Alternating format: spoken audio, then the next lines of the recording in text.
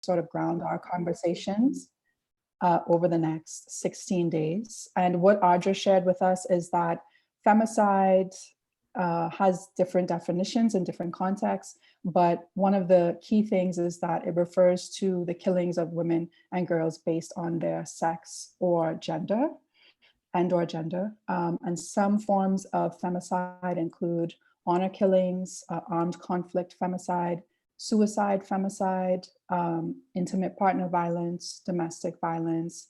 It even includes things like botched abortions, where the state would be held liable for not providing services to safely have an abortion. So it is a very broad definition, which allows for us to sort of mark all of these various forms of violence as femicide.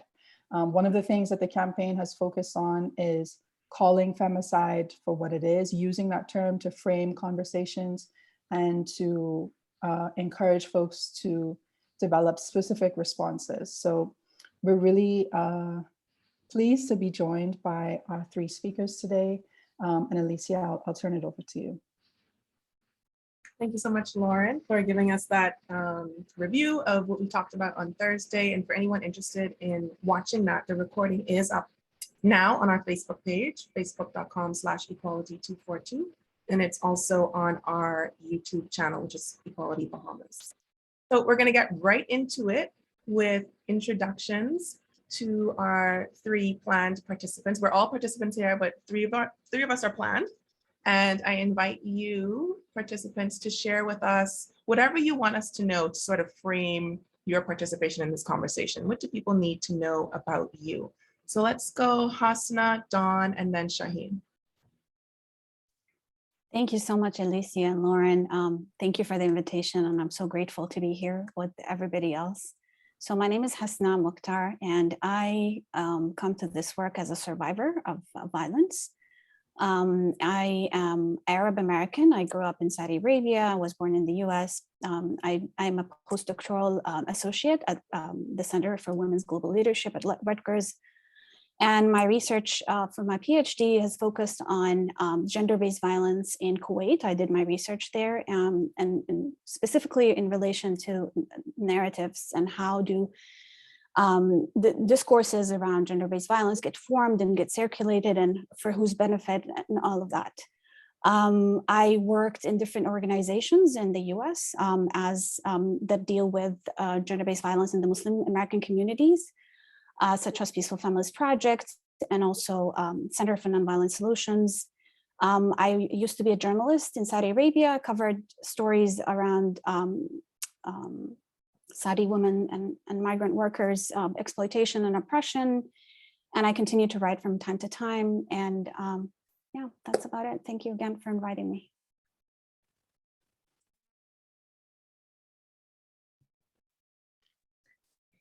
Ani Bojo, wabmimi dijnakas, wikwemkong donjaba.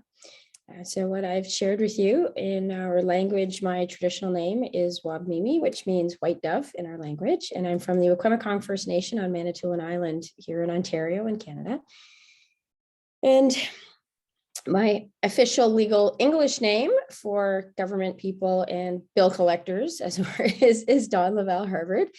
And I'm currently the director for the First Peoples House of Learning at Trent University. And I was the president of the Native Women's Association of Canada as we went into the national inquiry. And I've also served as the president of the Ontario Native Women's Association for almost 20 years. I just stepped down a few weeks ago to give our young people a chance to step in and shine. And one of the things that I didn't step into this work deliberately. I stepped into, working for the rights, the basic human rights of our Indigenous women here in Ontario and in Canada, beginning with the status issue with our, to be free from discrimination based on our gender as Indigenous women here in Canada. And working with our organizations, we very quickly realized that the extremely high level of violence against Indigenous women here in Canada was the number one concern, the number one thing that was preventing our women from having the quality of life that they wanted the equality of life for our children and grandchildren. And how do we look at that changing role from the honor and respect that our Indigenous mothers and grandmothers had in a pre-colonial society where our women were considered as equals. You know, some of those earliest treaties were signed by women, to get to a place where Indigenous women are literally the lowest of the low because of that intersection of racism and sexism and classism here in Canada, where Indigenous women, you know, are often denied even basic human rights here within our own nation. So I'll leave it at that. I know we have lots of things to talk about, and I'm really honored to be here today. And this is going to be a wonderful conversation. Thank you.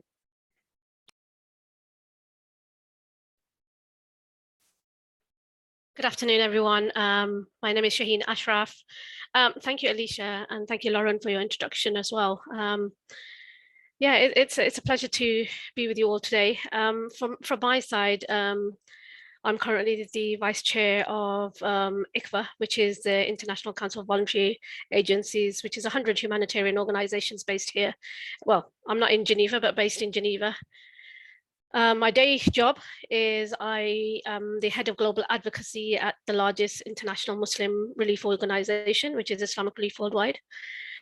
And I mean, I think one of the most brilliant things from today's conversation will be the fact that after 4 years of working on a gender justice declaration from a Muslim context, that will be launched in February. So for us, I think this is us speaking truth to power to the work that we've done in and around the issues that we talk about here today. Prior to that, I was working, I established and co-founded the only Muslim Women's Helpline based in Britain, UK, United Kingdom, and Europe, which actually, when I first started, dealt with probably about 3 different issues. By the time I left, we were dealing with 49 different issues with regards to women, and it happened to be around domestic violence, you know, child sexual exploitation, everything from honor-based violence, honor-based killings, to yeah, whatever you can think of, I was probably dealing with. It was from that space that kind of made me jump into all the kind of issues that we have. And I think at the center of everything that we're saying is that how is it that a certain group of people, probably of the opposite gender, hold so much power and so much power, and the willingness to just kill women, which is the conversation here today, which is around femicide. So I'll pass back to you, Lauren. Thank you. Thanks, everyone. So Lauren already gave us sort of a frame for this conversation, like what femicide is and some examples of it. On Thursday, Ardra talked about direct and indirect femicide. And I think there were some new terms that came up for people, honor killings, dowry killings.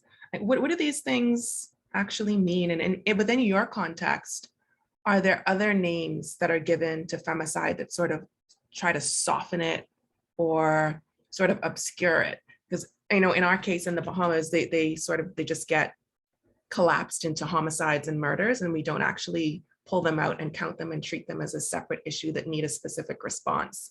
So what does it look like in the regions that you're working in, and within the communities in some cases that you're working in? And we can go in the same order: Hasnaa, Dawn, and then Shahin. Yes, absolutely. Thank you, Alicia. So one of the most prominent things that drew me into the research, other than my personal experience, is the fact that I came across this movement in Kuwait. It's called Abolish Article 153. And Article 153 in the Penal Code in Kuwait basically allows, if a man finds his wife or his partner, with sister, whatever, with another man committing adultery, and then there's an act of murder, the person can basically get away with murder. They pay a small fee, and there's no penalty to that. And this movement basically have been trying to abolish this law because they claim that it's been allowing for a lot of the killings to go unnoticed, like legalized, and to go unnoticed as well. There's also been a spike in killing of transgender Kuwaiti women. And unfortunately, that gets perpetuated by the state police members, because these women are arrested, they're told they're not women, and then they're put in men's jail, and then they get beaten up, they get, raped, they get harassed, and then in severe cases, they get murdered. And so that was one part of it. The other part is that it most often than not gets framed as honor killings. And through the readings that I've done and the research that I've done, I kind of have an issue with that framing.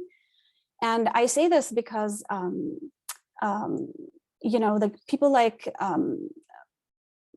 post-colonial scholars who have studied the region, they have a problem with that phrasing, because it kind of, first of all, absolves states from the kind of violence, the structural violence that they inflict on, that kind of allows for femicide to happen and goes unnoticed and not even framed within the light of the gendered aspects of violence.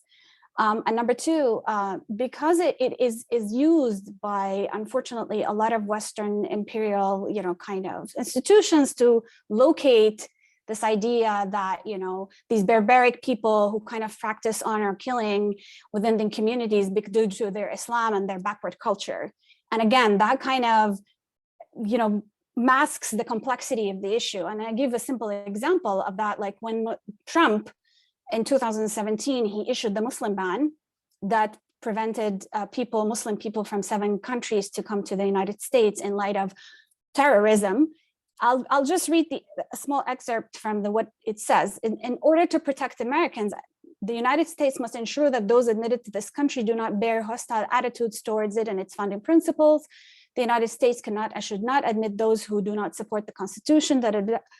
In addition, the United States should not admit those who engage in acts of bigotry or hatred, including honor killings, other forms of violence against women. And so this discourse becomes deployed as a way of like, all these terrorist people who practice honor killings and kill their wives, so we need to protect ourselves. And so it becomes this war between the civilized people who, mind you, like, the amount of report, I've done a story once in kind of comparing the language the media uses when the same happens when a white man kills his wife or his partner in the Western context, and it's never honor killings.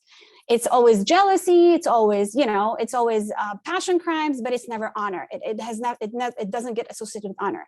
But when it happens in a Muslim context, it's always honor killings. And so using this example of Donald Trump, I have a problem. Yeah, do people kill in the name of honor? Yes, they do. But are we doing any service by calling femicide honor killings? I don't think so. We need to start to deploy the term femicide in order to get to the roots of it and just kind of highlight how it affects, different people in different contexts. And so I'll just stop there. And if there are any questions, I can go back to this.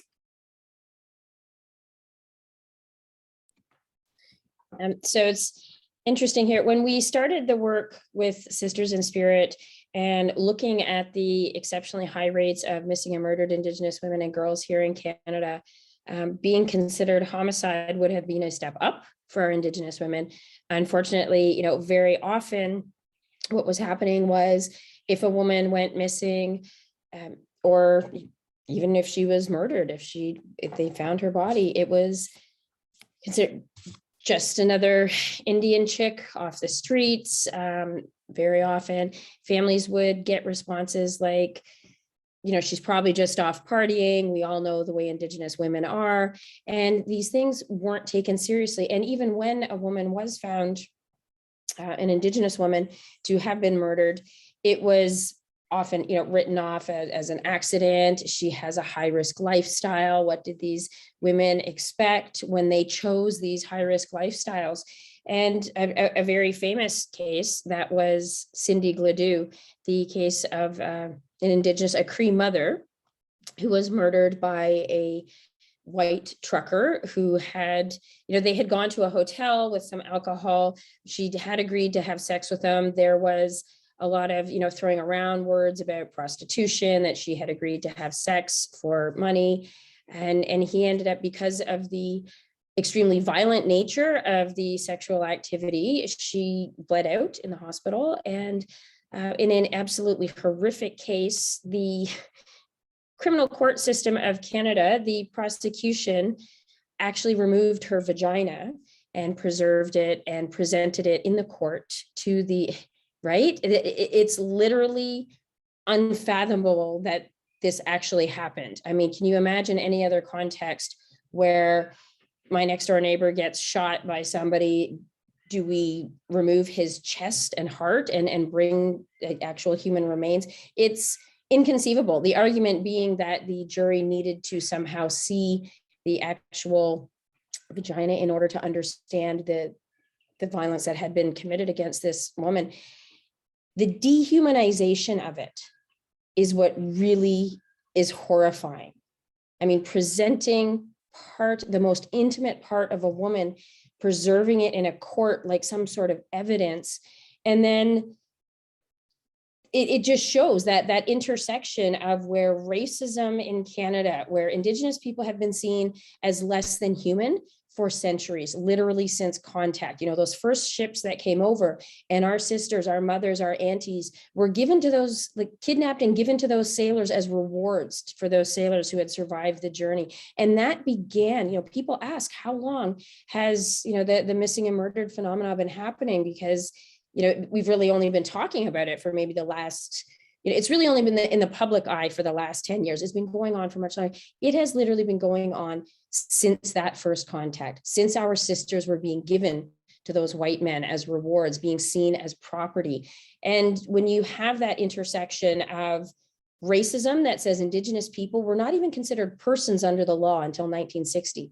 So you can imagine a country where all Indigenous people are not even considered persons, don't have you can't have basic human rights if you're not considered citizens or persons. And at the same time, you know, we have these patriarchal laws from, you know, the good old British colony that created the Indian Act and all the rest of the laws here in Canada. We are still a colonial nation. I don't really understand all of these, you know, post-colonial theories, as my grandmother would say, like, wait, did I miss it? Like, did they all go back? Like, how are we post-colonial if they're still here, if we are still living in these colonial frameworks?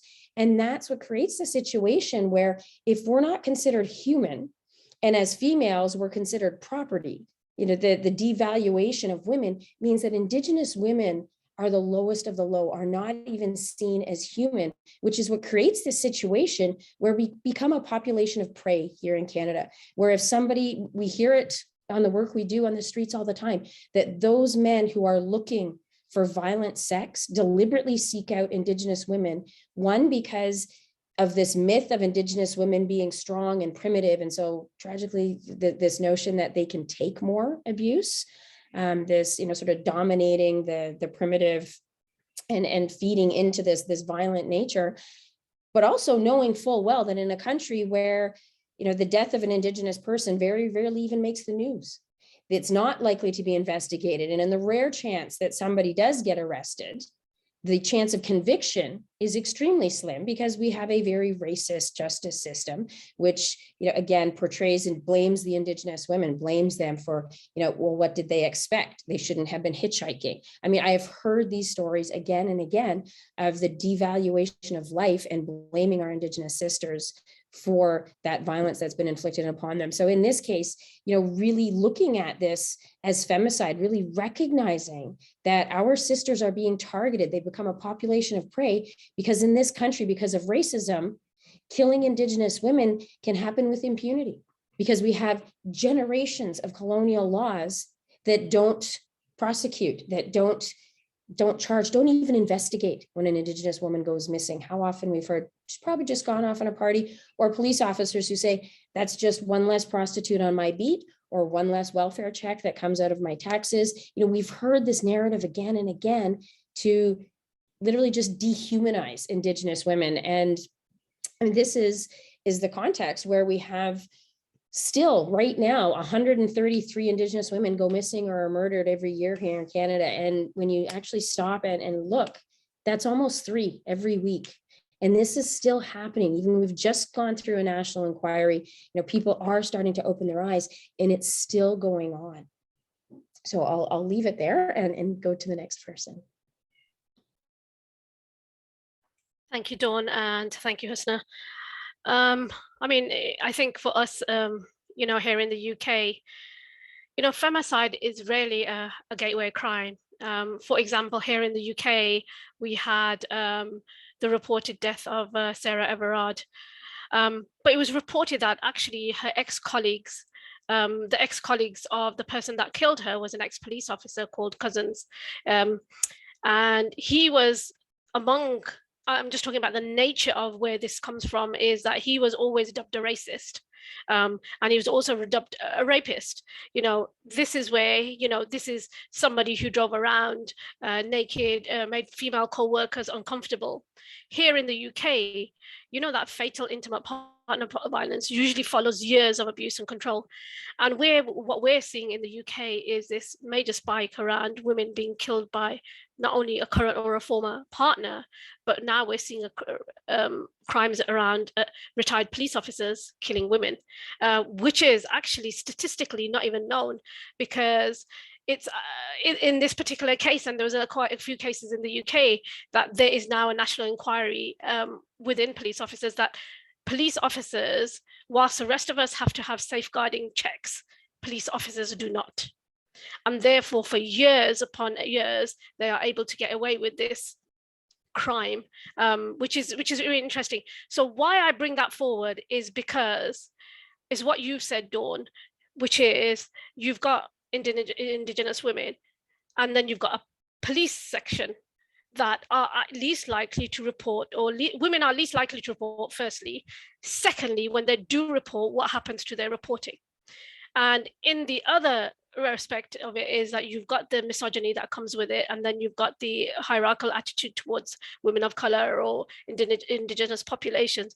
But then if you have a police force on top of it, that is also part of the narrative that doesn't have the safeguarding measures in and around it, it becomes obvious. Then at the same time, when we've done our violence against women strategy from a national level, we're talking about the UK government, probably the one that has colonized every country probably in the world. But the point here is, even during our violence against women girls strategy, the word femicide was not included in that. And it's for us, it's a shame that for years we've advocated for this, for ensuring that words and language gets used into these spaces.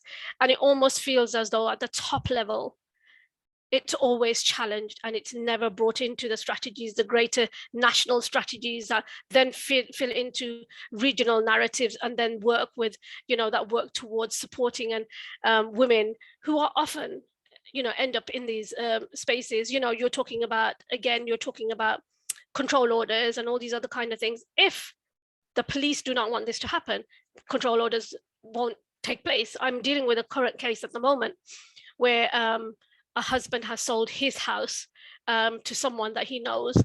Mom is there with three daughters, and he said, I've sold the house and I'm going to kill the girls if you don't leave the house. We've called the police. The police have said, we've registered your complaint, but it's a civil matter. The point is, this is the UK we're talking about, and the point is that these girls and their mom could end up dead. And this is the kind of some of the things that we have to deal with. And men who kill women come from, perpetrators who come from all walks of life. And I think this is really important. But, and then, about simply comparing the rates of men's fatal violence against women committed by police officers in this space also talks about the general population of men, or men from other professions, that actually then buy into this narrative. Even the language that the police routinely use to describe murders of women is minimizing and insulting. They describe isolated incidents, when incidents have shown, for example, in our case, the last 13 years, a woman has been killed by a man on average every 3 days here in the UK, and a partner or an ex-partner every 4 days. Police responses to dead women frequently state that there is no threat to the wider community, but we can clearly see that no woman is safe from men's violence, not even from that fatal violence. So regardless of whether it's an isolated incident or no threat to the wider community, what is that supposed to mean? These glib throwaway phrases that contribute to a culture where men's violence against women is seen as normal and inevitable. In the majority of cases, like from the UK side, we've got men, 62% are by a current partner or a former partner, 8% by sons, and I think that's a really important thing that we have to recognize as well. And others, other male family members or other male partners. It's really interesting that actually a quarter of all killings of women by men would not be tackled by a focus on just domestic femicide. And while we know that in some cases women kill male partner or former partners, only addressing fatal violence in the context of intimate or family relation invites failure to address the kind of sex differences and around it. So there's so much stuff in around this, Alicia. I mean, look, going back to what Hasnaa said, you know, the term honor-based violence and honor killings, the UK has had its first honor killing, first prosecution around honor killing. You know, it is very much, the narrative is around those Oriental people from the East are coming and doing this kind of stuff in our land that never happened. But, you know, at the end of the day, what this boils down to is the fact that there is a culture of hierarchy, whether it be men or whether it be women on women. Because remember, there is matriarchs from the family as well that often allows for these transgressions to happen as well. You know, for us, you know, in the UK, I mean, I've dealt with a lot of, I guess, women who have gone missing, who have been from South Asian heritage, you know, mostly Pakistan, India, Bangladesh. Most of those have been around dowry related stuff. And one of the biggest trends that I've started noticing is racialized femicide, which is this racially motivated killing in the case of Muslims. There is also a double standard that is set, which is what Hasnaa actually said earlier on.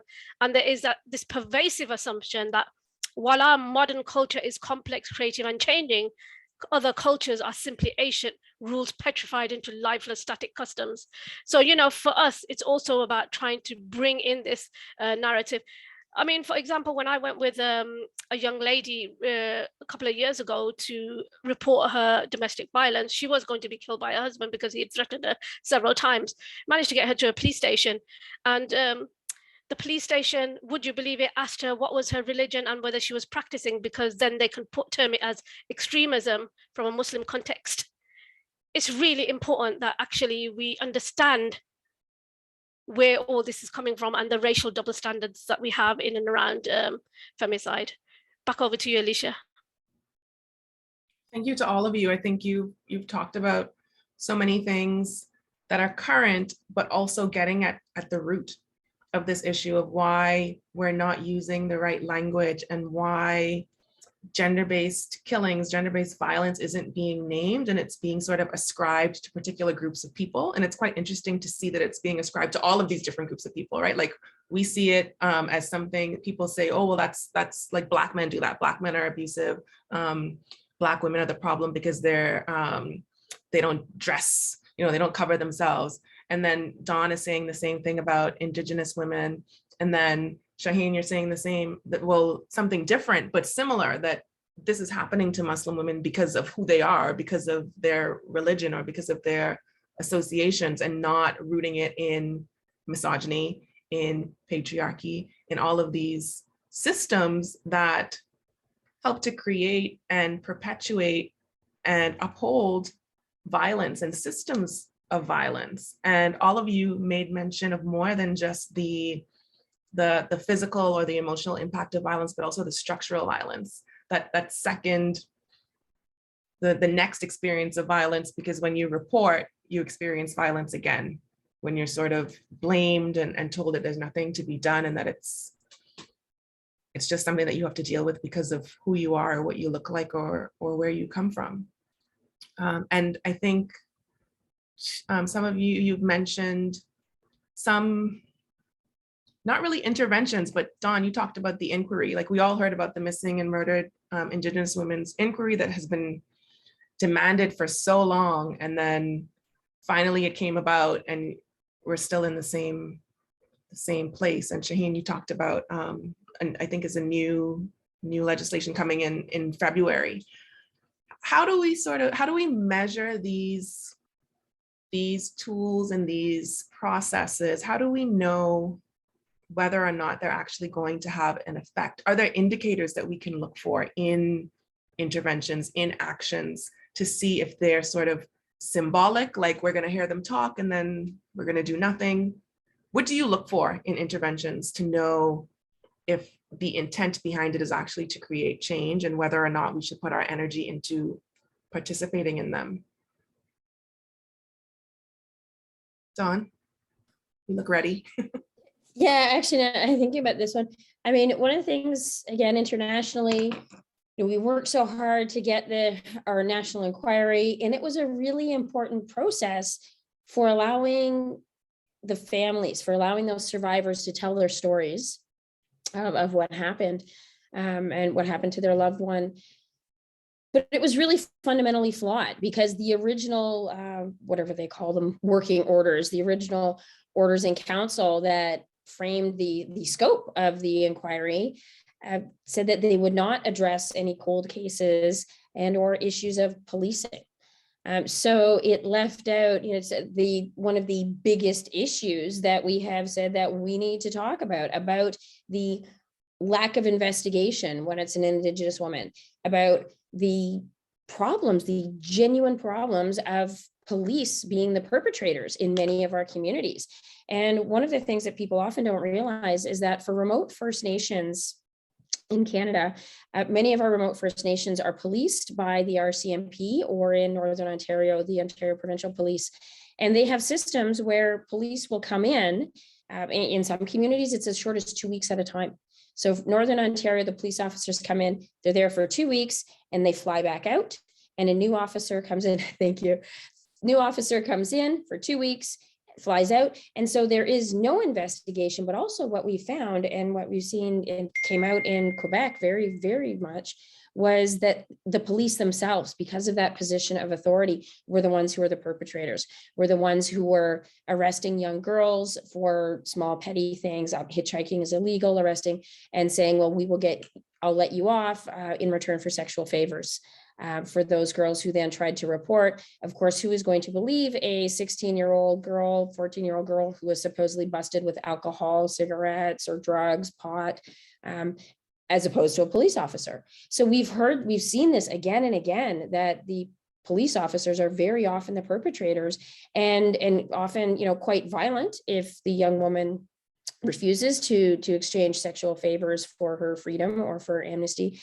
And so much so that, we've seen so many cases. There was a situation out west where a young Indigenous woman was arrested, had been drinking, and the officer who arrested her came back after hours in his plain clothes and said he was, going to take her to pursue a relationship with her. And his buddies in the station, instead of saying, hey, so-and-so, why don't you just go home? And, they actually said, you arrested her. Why don't you can do whatever the fuck you want with her. And that is literally, pardon my language, for wherever this is recorded, someone can bleep that. But knowing that is the attitude. So much for serving and protect. Literally, you arrested her, you can do whatever you want with her. We all know that, and again, this talk about softening things, taking her to pursue a relationship with her. We know he wasn't taking her to movies and to go visit his mother. This was a very particular kind of transaction that he was looking for. And to see that just dismissed, he ended up, so the guys who let him take her ended up with nothing happened to them. And I believe he was docked 7 days pay. And so to think that that's all the life of an Indigenous woman is worth in this country is 7 days pay. And we were actually surprised that he had any kind of punishment. When one looks into the Robert Picton case, how often we know that the reason it carried on despite years of people reporting to the police that these girls were going missing, that they were being murdered on this pig farm in British Columbia, that it wasn't investigated because the pig farm was a sex party place for primarily patronized by police officers, judges, and lawyers. And so, of course, no matter how many reports the police got about this place, they were not investigated. And for years, this went on.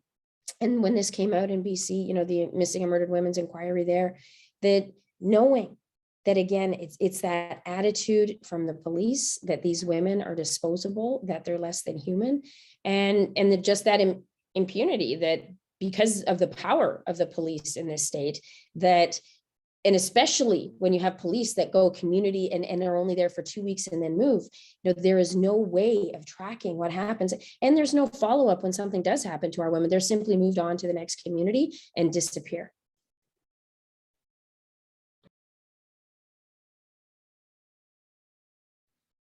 Hasnaa, Shahin, do either of you want to jump in here? Any thoughts on interventions and how we can know where to put our energy when they come up?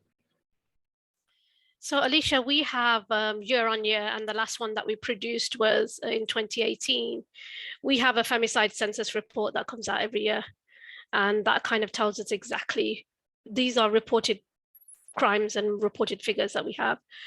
And out of that, for example, in 2018, 149 women were killed. And what we try and do is make sure that that we put this information somewhere, because if it's not being recorded, it will be lost. We will never find out who the victims are. And what I wanted to say earlier on today was maybe we could do this at the end, just have a moment's silence for all the women that have been killed as a result of femicide. From names like Banaz to names like Aisha to names like Rachel to names like every one of them, in their own way, try to get help in some way. And if I reel out the cases of the 149 in 2018, every one of them had tried at some point to call an authority to explain what's happened to them, but were never taken seriously enough. And I think what this does, it disadvantages, women in all sorts of places, and the kind of the extra risk factors that are, likely to result as for not being taken seriously.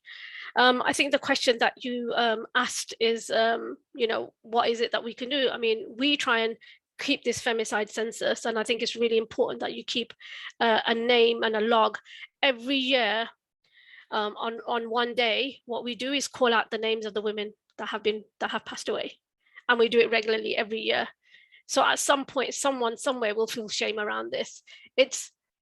It's brutal to see that we have to keep calling out the same names, or we have to call out different names, or we have to call some young victims who are 14, 13, whose names have been called out in this on a national roll.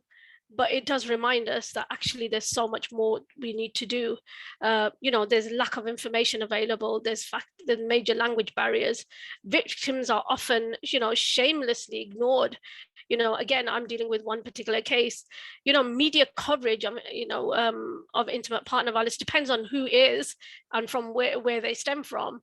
Rarely focuses on the responsibility of law enforcement in this space. Women still unable to report, and there's so many studies out there, but we have this now as a group of women, as a group of organizations that come together within the UK, and we continue to feed into this femicide census. So I would say that maybe at one point, Alicia, that the rest of us on this call could start a global one. And I think that would be one good kind of space to probably come towards that. And I know you've got your meeting on data, your roundtable discussion on data 2 days on Sunday, not Sunday, at some point next week.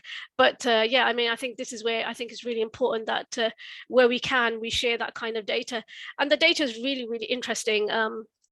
What we see is women from various ethnicities, which ones were killed, where they asked for information, how they asked for information, who the perpetrators were that had murdered them, who their lawyers were. Most of the women, and the worst thing is, Alicia, women who are from migrant communities are less likely to ask for help because they don't have prosecution and they don't have immunity in this country. So now, if a woman does get violated, we try and push with the immigration lawyers to make sure she has a DDVA concession so that she is housed in a refuge. But often lawyers don't take on these cases because nobody will fund somebody who doesn't have funding. So these are the women that are disproportionately marginalized, further marginalized as a result of it. And you will find, perpetrators, victim, they'll find that, solicitors did not cooperate with them. They worked on their husband's application instead. You will find that victims' immigration status ever, whether features in media reports. You will find more women leaving the UK as a result of domestic abuse to go back to their countries than men. Because women, if they have children and they come to immigration space, if questions are being asked and they have children because there's no care facilities for them because they can't afford them, they are more likely to answer a question incorrectly, and then that deems them irresponsible. And therefore they are, as a result of that, they are, further pressurized into, you all know what it's like with kids. If a child is asking you for something and you're answering a really serious question, what happens in that context is you're likely to get it wrong because you're trying to listen to what your child is saying.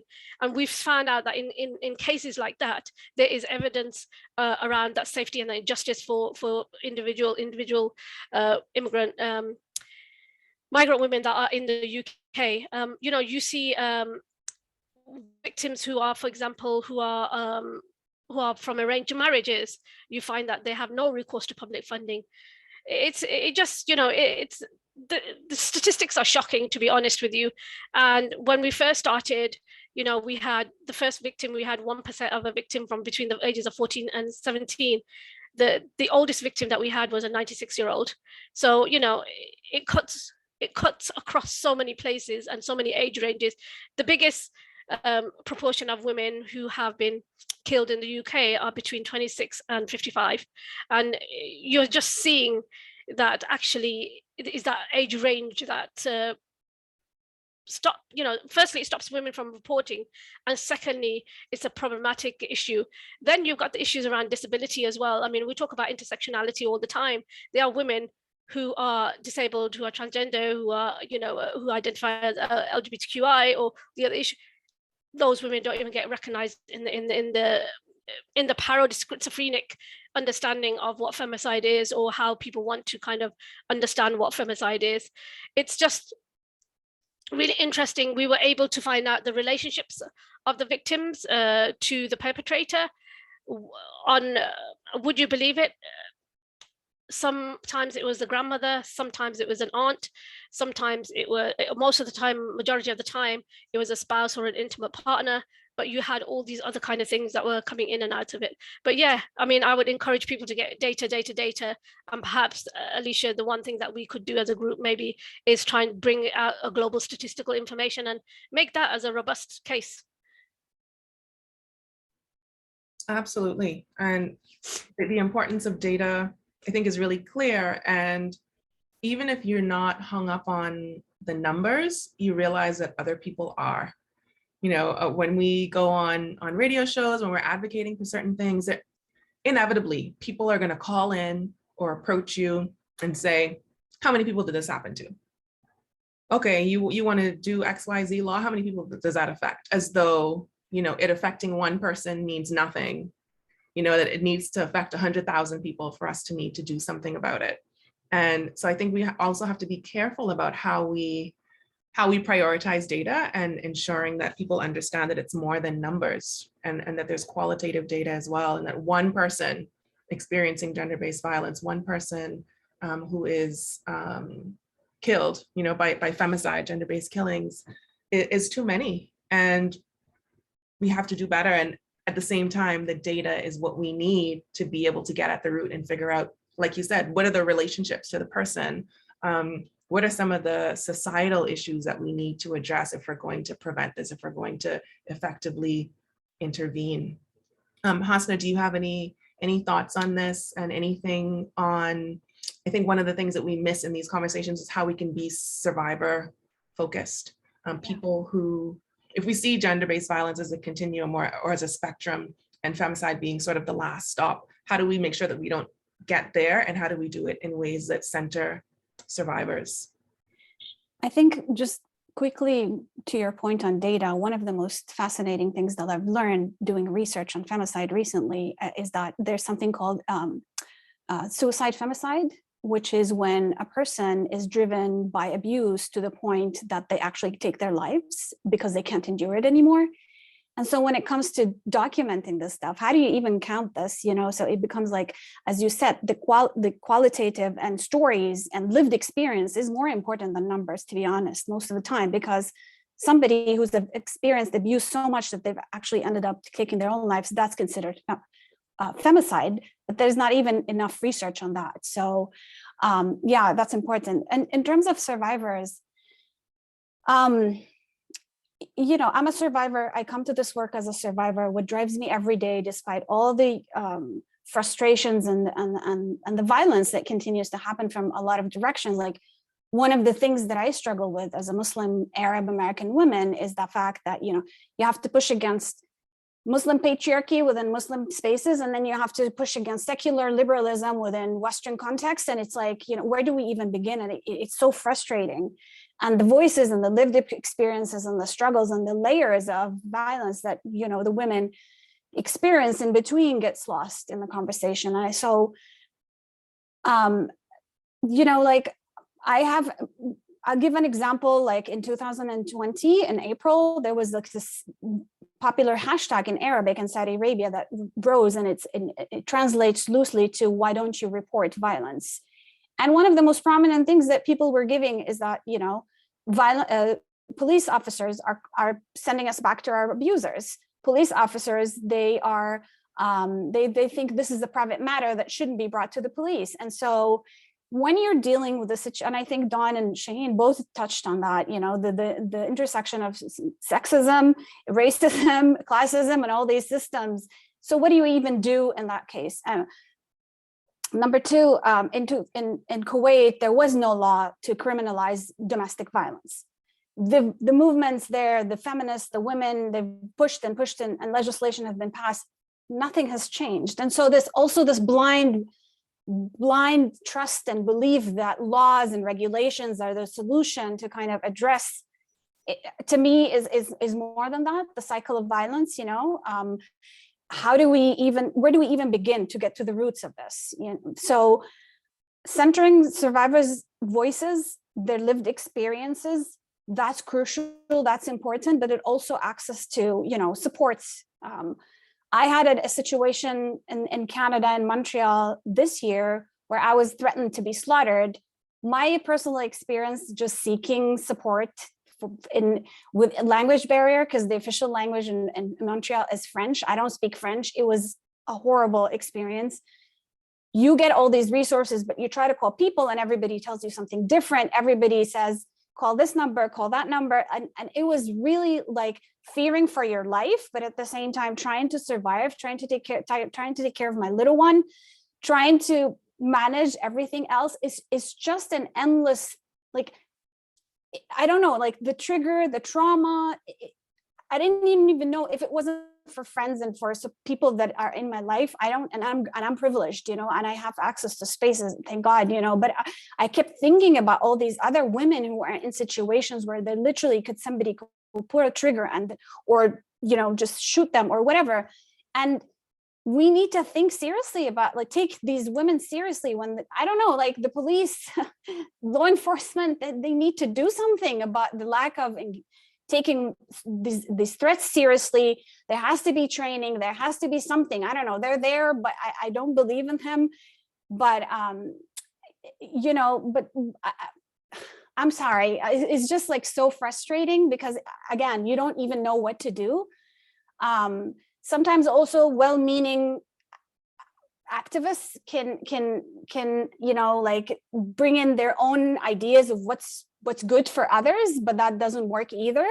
Like every experience is unique, every situation is unique, and we have to listen to what the survivors are telling us. You cannot force this idea of speak up, and, you know, like, yes, we need to encourage people to speak up, but it's more complicated than that, you know. Like not everybody can have access to leaving an abusive situation, and the financial, the childcare, the safety, you know, the legal aspects, there's the health aspects. There's so many issues that are like so intertwined, and you know, we need to think about this complexity as well. So I don't know if I'm making any sense, but honestly, like survivor-centric, you know, trauma-informed, and stepping out of this idea that the law is going to fix everything. You know, unfortunately, it's not, and it isn't. And Samina Mullah wrote a book called The Violence of Care, where she actually like looks into the systems of, you know, the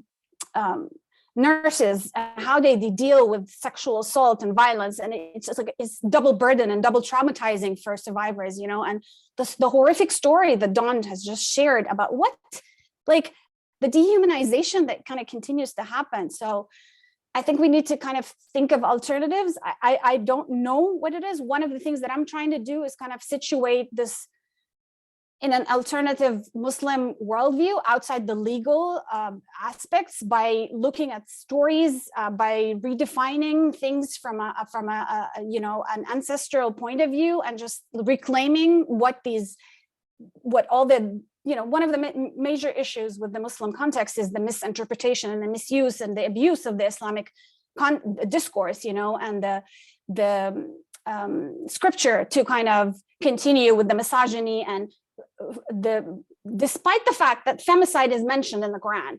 Femicide is mentioned in the Quran as one practice that men used to do to little girls because it was a shameful thing to have a little girl in a society that pride itself on, you know, male lineage. So yet still the discourse continues to be hijacked by patriarchy to legitimize, you know, like subordination of women, you know, like the killing, the disciplining of women.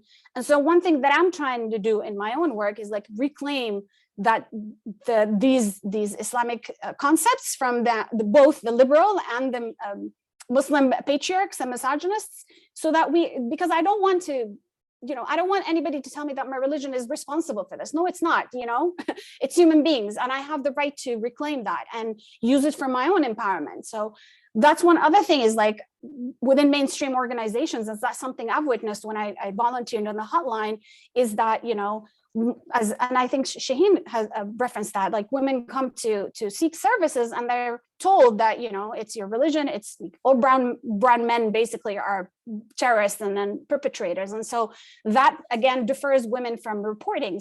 So there's so much there. And I think centering survivors' voices, looking at the complexity of things, you know, and considering every part of it is not just one piece. And there's no one solution that fits everybody. Every case is going to have a unique situation. And lastly is basically looking at outside the law and legal parts for alternative, you know, solutions grounded within indigenous, you know, and ancestral, like, you know, teachings and understandings that we could heal everybody, including perpetrators. Yes, I have so much anger against misogyny, but the more I do this work, the more I realize how much it's like, you know, not every perpetrator can be treated the same. You know, we have the Trumps, and then we have other people who are victims of structural violence themselves. And so I shared a video with you, Alicia. I don't know if you can show it right now, because it really speaks to this continuous cycle of familial abuse that we need to address at one point and allow for healing, just to kind of get to the roots of violence and not just put people behind bars and that's it. Thank you so much, Hasnaa. Lauren's getting ready to share that video now, and it connects to a lot of what you were saying. And it got me thinking about here in the Bahamas, where we recently had a slew of cases that were very public. And I was sharing with you by email, Hasnaa, about this 4-year-old girl who was clearly abused, but beaten. She was killed.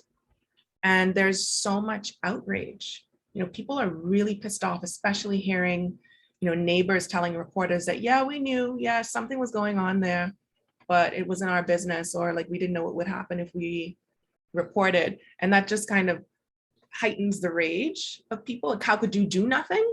But one of the neighbors said, you know, there are some new people living around here and we don't know what they're into. So, you know, like they're scared that they're going to be victims of violence if they speak up. So there are so many issues that are overlapping, and we have a lot of blame that we want to pass around. We don't want to take any of it on ourselves, but the rage and not being able to really do anything with it, it sort of leads to people calling for things that aren't actually effective. So there's the call for the death penalty. Well, the death penalty, if you believe in that, it happens after someone's already been killed. So what are we going to do to prevent the murder? And then we had an exercise last year where we asked people what they wanted to see happen in terms of policy to end gender-based violence. And overwhelmingly, people said that they wanted harsher penalties, they wanted longer times in jail, but survivors themselves said that doesn't really work for us. That's something that's going to keep me from reporting because I don't need my husband to go to jail. I need him out of my house, but I need him to be able to work to help me take care of these children because my salary doesn't do it alone. So there's so many things to think about, like you're saying, Hasnaa, you think about childcare, your ability to leave, what your life looks like after that point, like after you even get to report or get yourself out, which we know takes most women like 7 tries to do. So Lauren is going to play this video for us. I remember my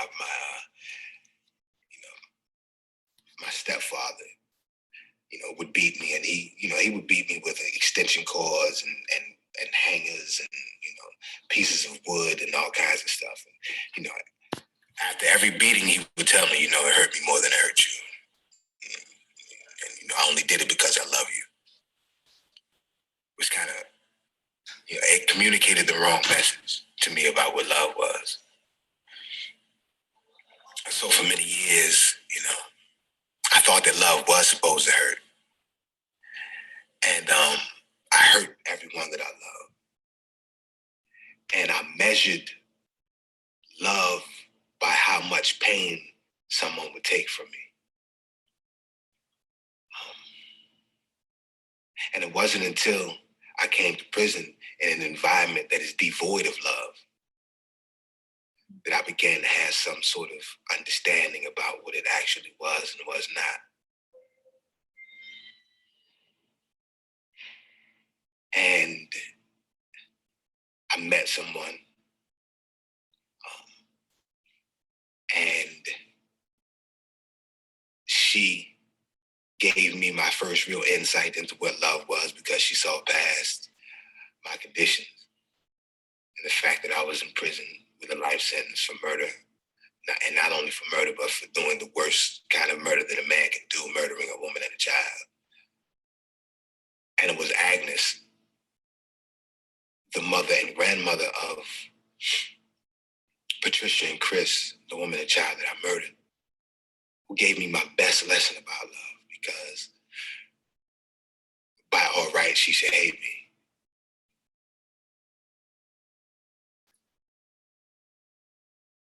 But she didn't. And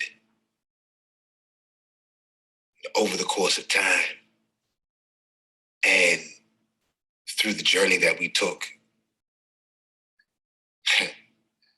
that's been pretty amazing. She gave me love, and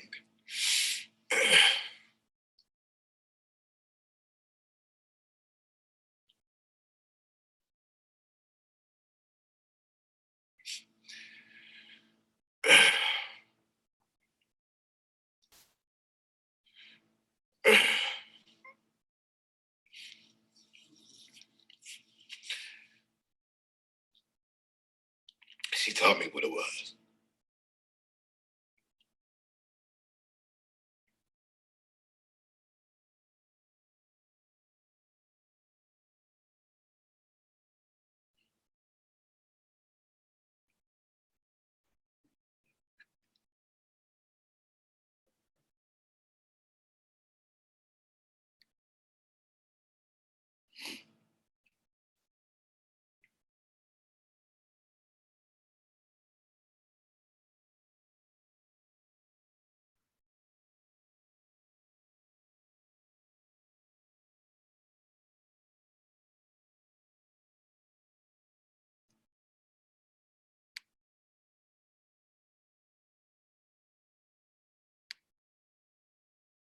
Thank you for sharing that video with us, Hassan. I think it's really powerful and might help us to reframe some things, even though some of us probably can't even fathom that kind of, I don't know what it is, if it's forgiveness or, I don't know, like a love that I've never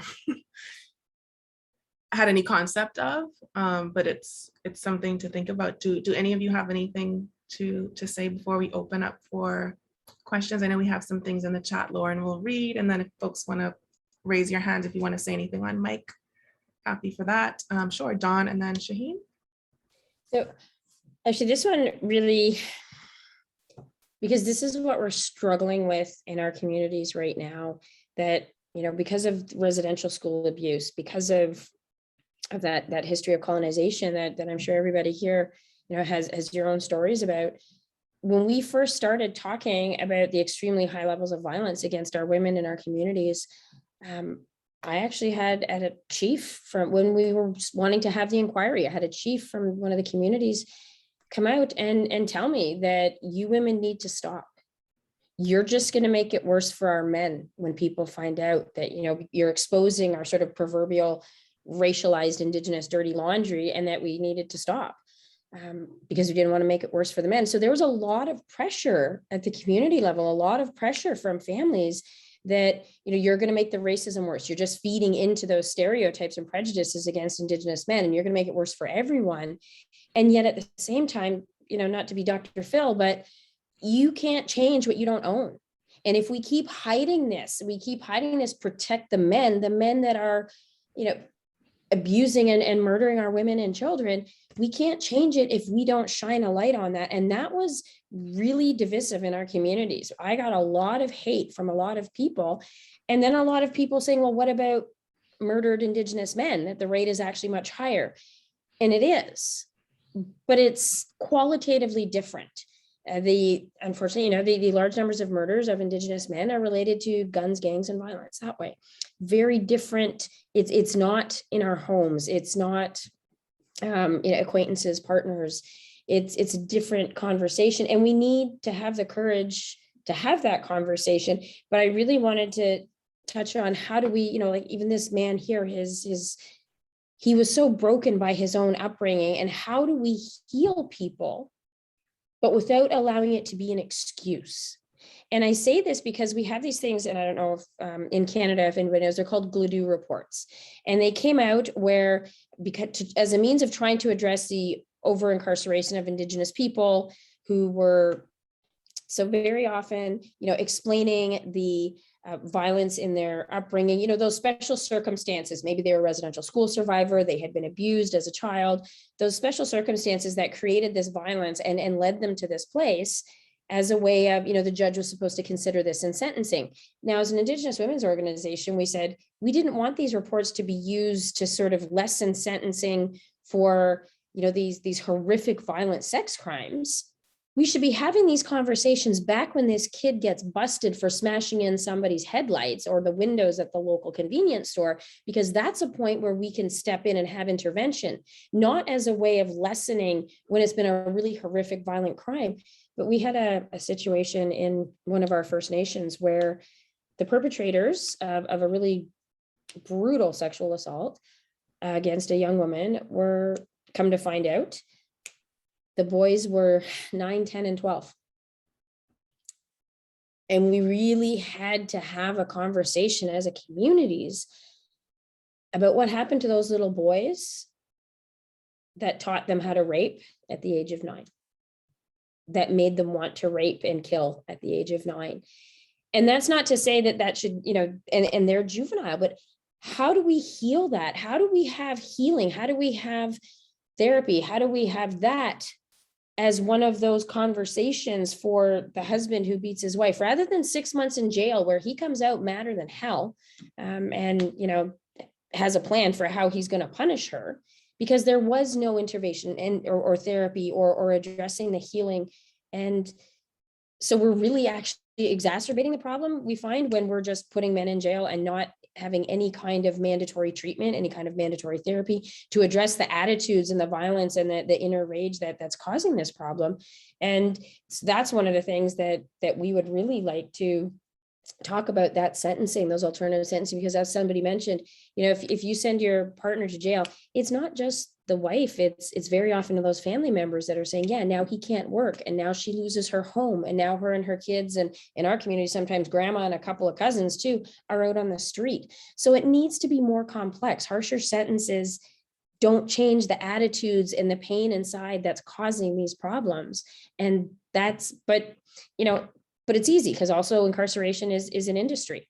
the amount, you know, it costs us what, over 100,000 a year to keep someone in jail. Can you imagine the kind of healing we could have if we had programs where those kinds of funds were used towards intervention and therapy and training for men who are, and especially young men at that age where we really have an opportunity to change those attitudes?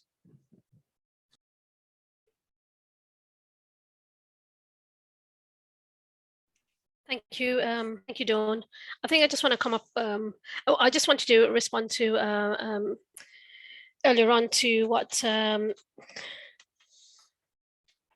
Hasnaa had said. You know, Hasnaa, and I think I feel your pain around the verses in the Quran around religious literacy as well. Like, you know, ar-rijalu qawwamuna 'ala nisa. So, for example, you know, looking at kind of verses that kind of say that men are protectors over women within our scriptures. I'm looking into that, as we're looking into that as an organization. So definitely, you know, I put my hand out to you and say, you know, be with us on that call as well. So that would be one good thing, Alicia, hopefully that we can work together on. In terms of Dawn, I think one of the things, the biggest things is, you know, people talk about toxic masculinities, right? And you know, being a man, I've got a son, it can be a tough experience for young men. You know, the way you should dress, the way you behave, the way you present yourself, you know, it's always conflicting and expressive, how your emotions should be expressed and how you should be expressive with your emotions. You know, we did a survey with about 350 people, young people, with their teachers, with their parents and youth leaders, and time again, we found that the expectation of being a man had led more young males finding their way into serious violent crime. And we also heard that the pressure to uphold a masculine image based on strength is becoming intensified through increased influence of social media. And I think one of the things that I do want to say is that media and social media has a massive influence on the way our boys behave. If I just take you to Bollywood, which is the Indian movie industry, one of the latest film is on it's the equivalent of Romeo and Juliet, but in this, Romeo rapes Juliet, and then you see a bunch of lads saying, yeah, you managed to get her in the end, even though she was being you know, she was playing hard to get, but in the end you raped her and then she became yours. Now, is that the expectation that we want to have? Are those the kind of images and those kind of messages that we want our young boys to have? No, I think not. And the stats, I mean, I know you guys are like stats, but the stats are pretty clear, actually. What we found nationally was 74% of offenders and 69% of victims connected with serious violent crime were male in 2018. And when we look at younger males, and it's what you've described earlier, 87% of them used weapons, and the perpetrators were mostly female on male.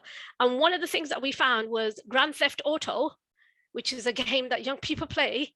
It was one of the biggest contributors for men and young men to kind of show the attitude towards women. And this is the society that we're bringing up our children in. And then we have to ask the question, so is masculinity really that bad? You know, where you can't express your emotions, you can only express aggression, you reject anything feminine, and you see retaliation as a strength, then where do you want people to go in this space? You know, boys, you know, I know my son is very expressive, and he's very, I would say my daughters are more aggressive than my son in this space. And what you find is that, how do you see men change? What is it that we want to do? There's a program in the UK that we call the Freedom Project, which is a freedom program, which is on how men who are abusive towards women, we have this 12 to 18 month, it could be 12 months or it could be 18-month program that we have. The problem with that is a lot of women are saying that money is being taken away from domestic abuse services and then given to men. So we're having this other big debate about what is actually happening with the funding. And if we continue to give funding to perpetrators, that the women that are impacted by the crime are least likely to get funds. But what we're trying to say is that actually we need to be able to have this in order to make sure that there are individuals that do that do have regrets. And I've seen some of those, particularly on the Freedom Program. And this is low level. Any kind of oppression or abuse is bad, but this is on the kind of low level in which he's done financial abuse or emotional abuse, which I think are equally as terrible, because actually the long-term effects on the victim is even worse. What we also find is that what we're also seeing now is girls, and part of the helpline stats that we had was that girls are looking for these kind of things on social media as well. So it's important to understand that actually this is a perpetual thing. So, you ask yourself, what are the solutions? And I think I'm not saying that the social media is the only sort of cause of increasing youth violence, but I'm also saying that there are environmental factors that we all have to understand. That when we talk about legislation, we have to have blockers on young people being able to access hard pornography. We don't have that. Facebook is refusing to do that. Twitter's not Twitter, because all the other kind of some Snapchat. What we found is when we did our work on child sexual exploitation, Snapchat was the easiest form of social media that attracted young girls towards perpetrators, and we have a study on that as well. And what we also need to understand is that we need role models, and we need family and peer influences, like Hasnaa said earlier on. Where is the kind of joined up thinking in that? And then when we talk about toxic masculinity or the masculinities, the relentless pressure upon all of us in society these days, how to look good. I mean, body shaming, how to look better, how, if you don't fit into this frame, like, for example, somebody said to me the other day, Shaheen, you're not really a feminist. And I was like, why? And they're like, because you don't look like a feminist. So please tell me what a feminist looks like. Oh, sorry, we can't be brown and we can't wear a headscarf, or we can't believe in the Prophet Muhammad. Are you saying, so therefore I am already negated from this space? But the point is that actually, we have to be understanding of these environmental factors that we operate in. And one of the biggest things that we need to do is make sure that this kind of changing environment lies in our school curriculums as well, and how to navigate around some of the stuff around our curriculums. I'm going to leave it there because I'm sure you want answers later to some of the things that you're talking about, some of the things that we're talking about. Back to you, Alicia. Thank you so much, Shaheen. And we don't hate data. We like data. We don't want the dearth of data to lead to no action, I think is the thing. But on some of the stats that you were sharing, I just want to share again in the chat the advocacy guide by the Global 16 Days campaign. It has a lot of these stats in there. If you've been watching our Instagram, we've been sharing these images that have some pretty startling information. You can access the full advocacy guide there. And there's also a report by the UN Agency on Drugs and Crime that did a report on femicide, interestingly. So we have all of that in our document that lists all of our events. So I'll put the link to that in the chat as well, while Lauren shares some comments and questions from the chat for us. Alicia, I just wanted to say I know it's not about data. I guess it's all about having both data and real life experiences together, because part of when we went to national government is that if you have, if you have the narrative of the story and then you have the data with it, then they're likely to say, well, how much does this one service cost for one person? Because if you don't look at the cost of services, they will say, actually, I don't know how to build this into how do I give this much money to XY council? So if you have £2,000 that doesn't provide housing for a victim, then how are you going to house a victim? So there's all that other kind of stuff. And being a councilwoman myself, actually within my borough, I know that because I'm having to deal with national and local budgets as well. Definitely. Thank you, Shahin. So we had a comment from Nicole. Hi, Nicole. So for countries like Trinidad and Tobago that have Syrian migrants that may be Muslim, is there anything we should possibly look out for as preemptive measures to safeguard women?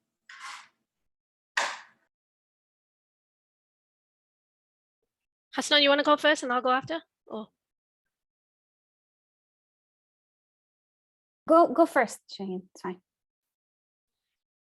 There's always going to be cultural differences, and I think it's important to understand the cultural differences. Like, for example, you know, Syrian migrants that have made it across to places like Trinidad and Tobago, they might want simple things like what we found in our sexual violence and conflict surveys was that women wanted to feel a belonging, and they wanted simple things like a prayer mat, or they wanted a Quran, or they wanted, even though I think that might sound as though it's proselytizing, but they wanted a safe space to space to heal, because it is all about healing at the end of the day, and it's about how do I heal in this space after coming into this space. And the other thing is, in you know, they may not have seen so many differences when you've come from a country where that is where you've only understood what life is like in Syria, for example, and that's what we found in our survey, because we did that with Tunisian Syrian refugees that landed in Tunisia, and Libyan refugees that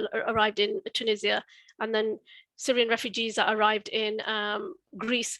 What you find is that the cultural difference in and around that, and I think just be human, you know, be human, like, you know, we all need love, we all need kindness, and I think the best thing to do is give kindness in this space and ask them what they want. They speak English. You know, it's really, really important just to be kind to people in those situations, and understand that they've come from a hostile environment, an environment where everything is taken away from you, your education, your livelihoods, your jobs, literally your soul is ripped out from you, and you've trekked miles, or have gone on boats, or, you know, paid traffickers to get to where you need to get to. I think the point is then allowing for a safe, I mean, we call it in the UK, we have safe sanctuaries, and making sure that there's a sanctuary, a place of sanctuary that, you know, that can reach out to them in that space. But yeah, thank you. Over to you.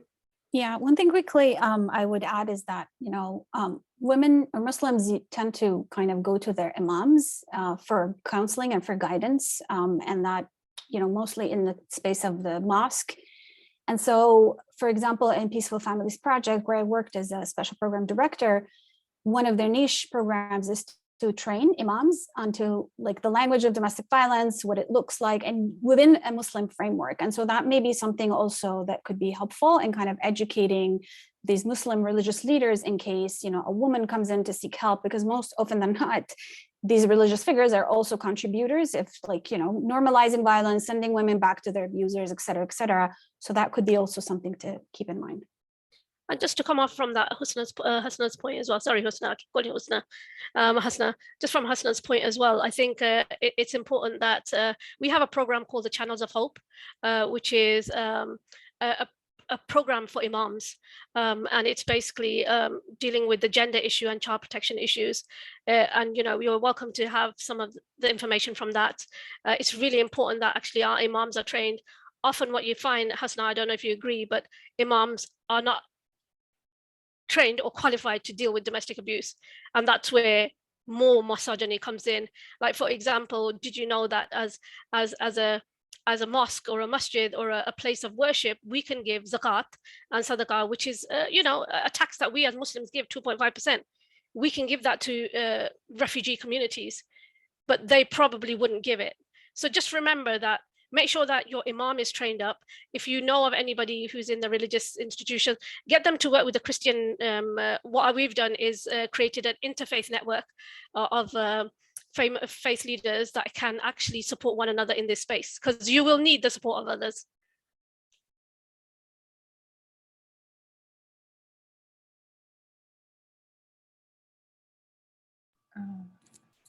Thank you both. I also just want to mention some comments that Dawn has put in the chat. So we said the wife and children should stay in the home, and the men/perpetrators should go live in the shelters. Shelters have fences to keep them in as easily as keeping them out. And we have counselors that let them out to work only. So Dawn, can you just touch on that a bit more? Because I think, you know, the issue of removing so many people from the home when the problem is the one perpetrator. So can you just talk about that a little bit more?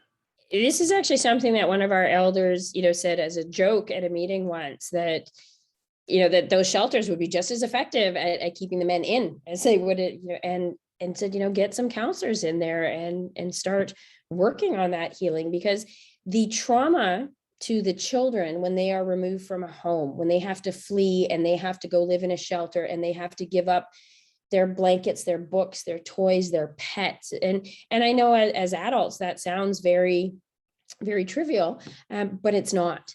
And one of our communities actually has a program that they're working on right now where it's in the child welfare context, where if mom and dad or mom or whoever the parental role is, instead of removing the children from the home, they remove the parents from the home, and the parents then have to get help in order to be able to go allowed back into the home, and it minimizes the disruption for the children. And so it's really about turning our heads to a different space.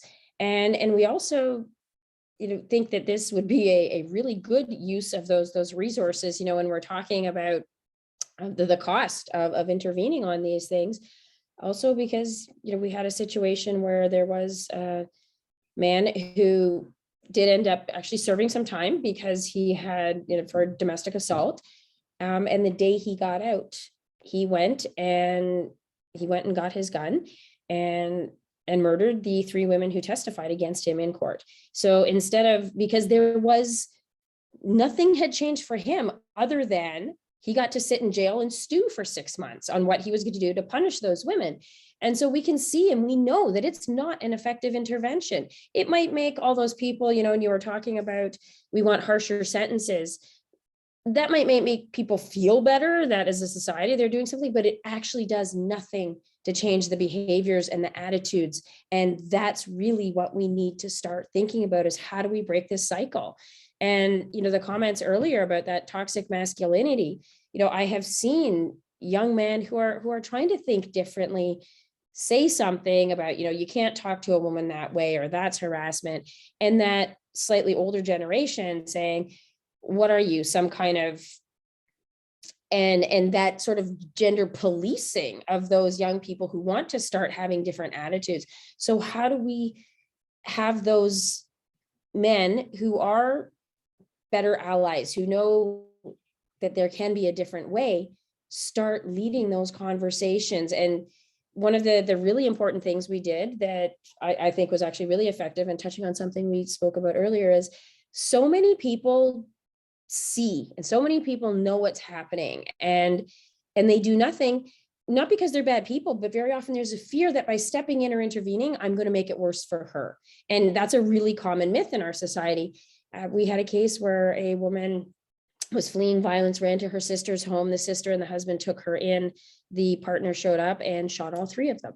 So it instigated oh my God, we have to do something different. So we have to, in our communities, have training now for, what the families and friends, for how to intervene in a safe way. What are the signs that there is a problem? Who can you go to? How can you get her help in a way that's safe, in a way that's not going to make things worse for her? How do you support her? And how do you support the family? And that's really critical, because it gives people some tools and some skills so that they actually feel comfortable stepping up and speaking out and intervening, but also doing so in a way that keeps more people safe, because sometimes, the intervention actually does make things worse.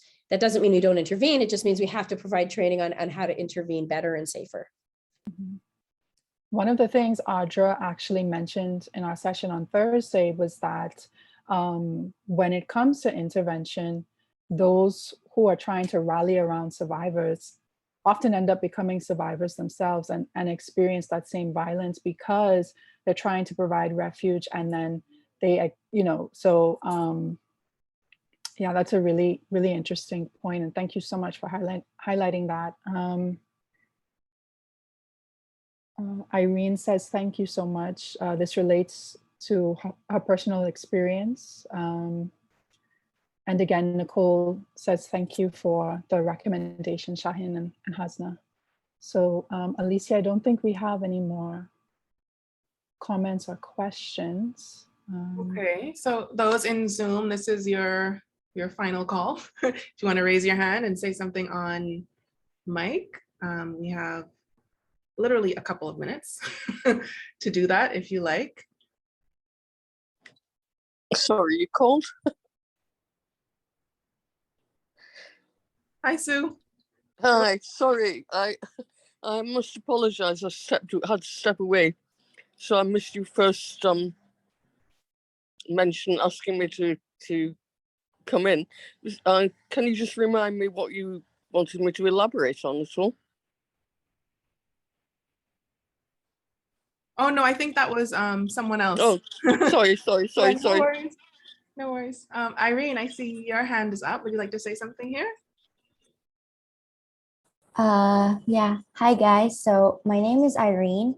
I'm not from the US or anywhere around America, but I'm from Indonesia, and I found this event online. And I really relate to all the three speakers are saying that everything is about healing. It's very interesting because, I'm sorry, there's the sound of rain right here because it's raining. It's very interesting because I became a feminist, feminism and mental health advocate because I did a mistake because there is not enough sexual education in my country. So it's like what, I don't know, it's like what Shaheen mentioned before, that sometimes girls are attracted to the perpetrators via Snapchat. I also knew a guy who is toxic in our relationship via social media, and he also gets the example of how to become the so-called fuckboy nowadays through social media. And we did some things with sexual consent. This is the first time I'm telling this story, and this is like an international event, which is so funny.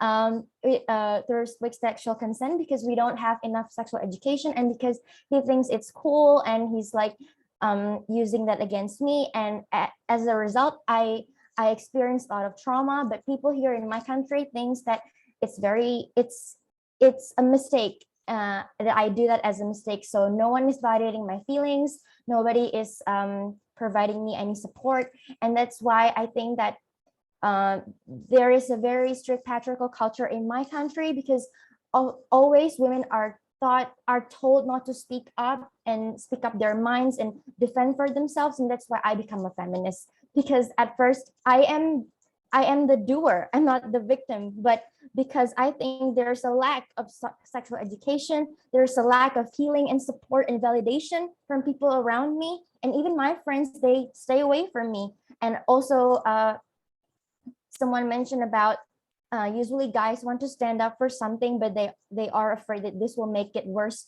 for the girl. That happens to me as well, because the friends of the guy, that the boyfriend, they don't speak up against what they are doing to me, what he is doing to me, but they are just defending him. And that happens again and again. So like guys will just do whatever the guys want to do, and we just need to shut up and do nothing. And that's why I became a feminist. And I also agree that at the end we need to be given the chance to heal, because I'm still 22 and I still have a bright future ahead of me, and I really need healing. And I know why I do that, because I have child abuse trauma and a lot of trauma behind me. And that's why I do that. And that's not my mistake, because that just happens. And I'm really fortunate that there is healing, and I also wish that others will also get the same chance. Thank you.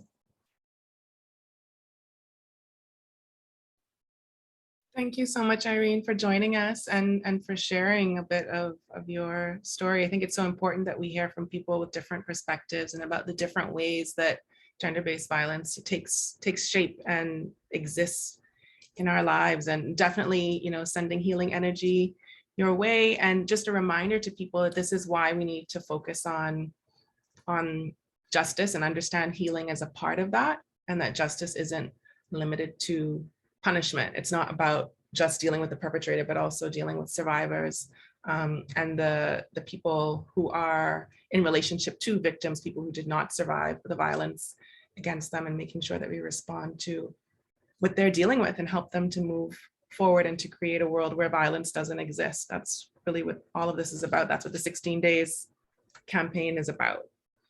So that brings us to the end of our session today. I think we had so much great conversation, rich discussion. Our planned participants brought such a wealth of information and ideas. And I think we all have a lot to think about in terms of what interventions look like, what our role is in developing, creating those interventions, thinking outside of the box of what already exists. Like, we don't have to just live in this one container, but we can start to build something different, something better, something that actually responds to the situation that we find ourselves in so that we can work our way out of it. I'm going to put Lauren on the spot to highlight some of the upcoming events, and I'll drop the links in the chat. But again, thank you all for joining us. Hasnaa, Dawn, Shaheen, big thanks to you for coming and sharing all of this with us today, and coming prepared to answer all these questions and to be vulnerable and open with us. Thank you to everyone who joined us, and really looking forward to seeing you as the days go on. We still have 8 more events ahead of us, and then we have lots of demands and calls to action. So look out for those on our social media channels. Lauren, what do we need to know coming up? So on Monday at 6 p.m. via Zoom, so 6 p.m. Eastern Standard Time, we will be in conversation with Marian Bethel, who is an attorney at law in the Bahamas and has been involved in the Bahamas' women's rights movement since the 1980s, 1990s. And she will be talking with us about using CEDAW as a tool to end gender-based violence. CEDAW is the Convention on the Elimination of All Forms of Discrimination Against Women.